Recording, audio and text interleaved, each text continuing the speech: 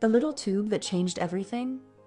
In the winter of 1610, a man pointed a small homemade tube at the night sky, and in a few months, our whole picture of the universe fell apart. The tube was a telescope, and the strange thing is, the man who first built one was not even a scientist.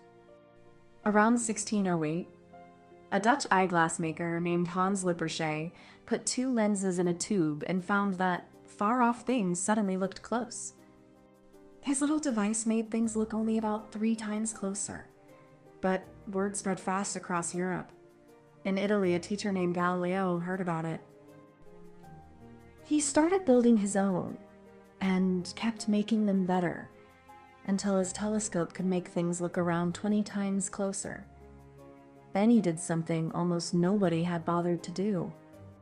He pointed it up. What he saw broke the rules.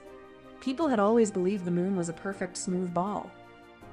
But through Galileo's tube, the moon was rough, covered in mountains and craters like a stony world. Then it got bigger. On a January night, he looked at the bright planet Jupiter and saw 3 tiny dots beside it.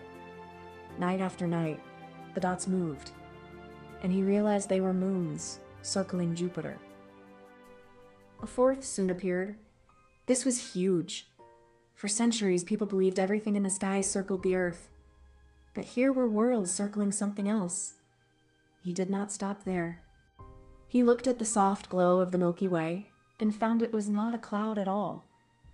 It was countless stars, too faint to see on their own. Galileo rushed it all into a thin little book called the Starry Messenger: the moon, the hidden stars, and Jupiter's moons. It was the first time anyone shared what the sky looked like through a telescope. Later that same year, he kept watching and caught the planet Venus slowly changing shape, from a thin sliver to a full round disk. That could only happen if Venus circled the sun, not the Earth.